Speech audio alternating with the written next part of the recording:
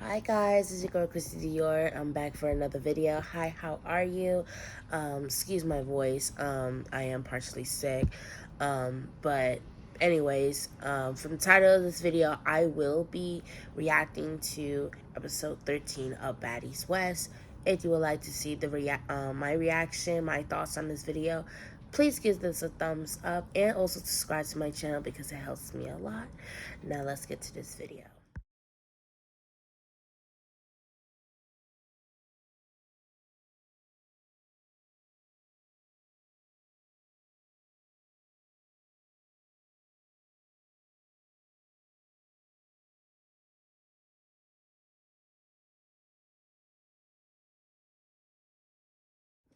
Alright, pretty much episode 13 starts off in the last episode. Tommy is trying to get through the security to get to Nally about her luggage being outside. She's like literally upset. She's trying to get through Natalie. Security's not having it at all. Biggie says in her confessional that she explains that she didn't know what happened, but if that was her stuff that was outside, she would be overreacting too. I would be overreacting too if my stuff was still outside, but then the same token, you are responsible for your own stuff, and you should have made it your business to put your luggage in your room before you even went outside to get your nails done or whatever it is that you do outside. Um, so apparently Natalie was not here for it. She was just like, I'm not entertaining this, like you just gonna look crazy, da da da da.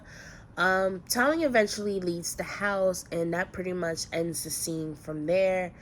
um Natalie calls the girls for a house meeting for the club. Honestly, I'm not gonna lie. Whoever's styling Natalie, y'all need to stop. This girl looked like a slutty Cruella DeVille. Like, for real. Like, what's going on? Like, get it together. I mean, they all look great. They all look great.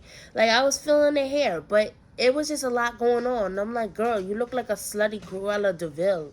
But, like, whatever. Like, she tells the girls that Krishan is returning to perform at the club. Everyone gives their thoughts about the whole thing. Everyone is excited coming back to perform because the fans are looking forward for her. Um, Natalie also explains to the girls that she's glad that the tour is ending in her city. It started in her city and it ending in her city.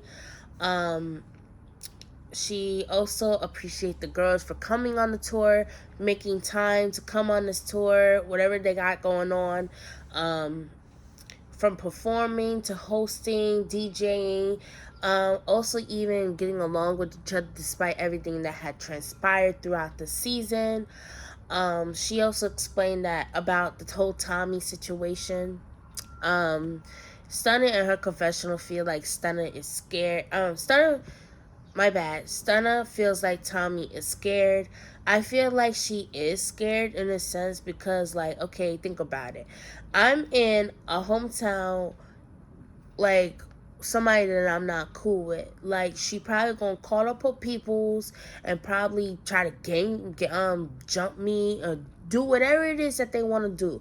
So I wouldn't be scared. I'll just have my guard up, if that makes sense. Um, so pretty much, Biggie explains that nobody should be scared of being in a city regard of somebody that they're not getting along with. So I guess Stunner didn't like. She didn't like Biggie's like tone, like how she said it. So pretty much they're going back and forth. Honestly, everyone's feeling like Biggie is obsessed with Stunner, and there's no really valid issue onto why this is happening. Everyone feel like when it comes to Tommy, Biggie is always defending her. I feel like in her defense, Biggie is just defending her friend. You're not going to talk about my friend if she's not here, especially you're not going to say it to her face. That's why I feel like the only valid point that I got from this. Um, Rolly, she was mostly speaking. Like everyone, they was saying their thing, but it was mostly in a confessional. It wasn't really out loud. Rolly was mostly saying how she felt. She was saying like since the beginning, like all of this started on the bus about being asked about Tommy. And honestly, she felt like she needs to let it go, and it's getting really stupid at this point. But I was getting low key pissed off with Rolly because I'm like, you were just in the same situation as Biggie. Like, even though it started with Biggie, you got dragged in it too. You get what I'm saying? Like, you got dragged in it because all you asked was who you was threatening. She ended up fighting you. When y'all got in the house, you ended up fighting her a couple times, got sliced up, got to the hospital. Y'all had a little conversation. Y'all pretty much squashed it, and now y'all acting like y'all best of friends. Honestly, I wouldn't be friends or cool with somebody that I put my hands on. I'm just saying, like, once I put my hands on you, that's a done wrap. Like, I'm just being cordial with you at that point. I'm not being buddy buddy. I'm not kissing your ass. I'm not being your friend. Like, we're just business partners. We're gonna be cordial with each other. That's it. Um, Everyone just feel like Biggie needs to let it go. Honestly, I feel like she needs to let it go too. But then the same token is like Stunner, she be doing it to herself.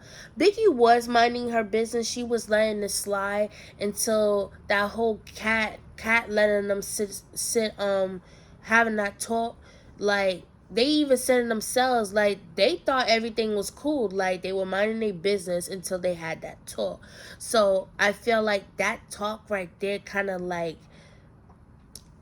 pretty much escalated the situation over again.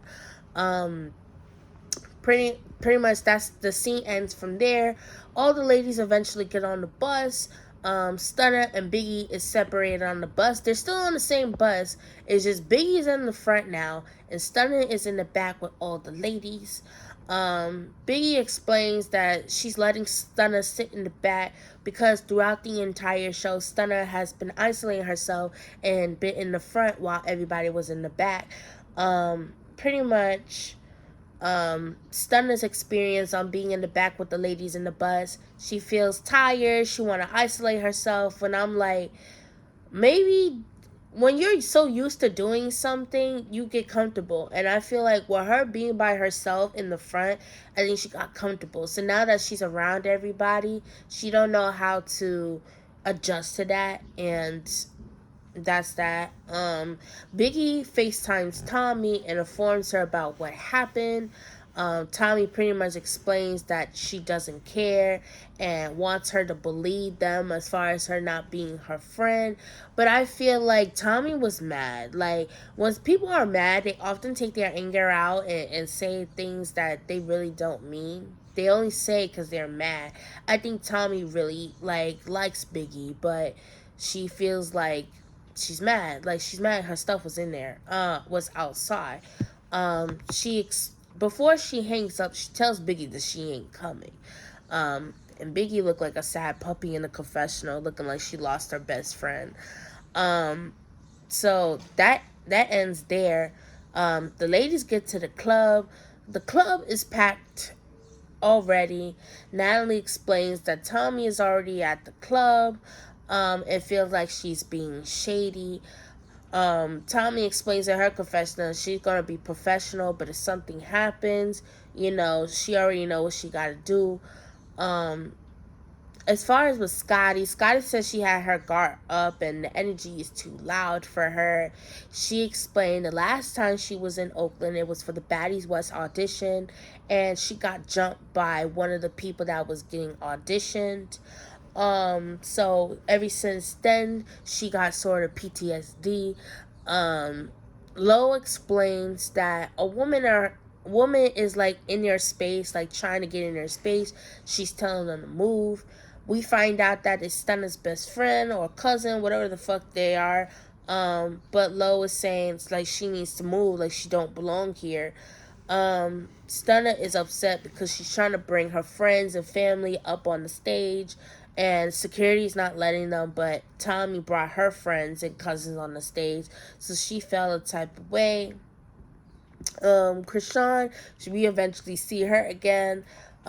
She explained that she only came back for the fans and to perform.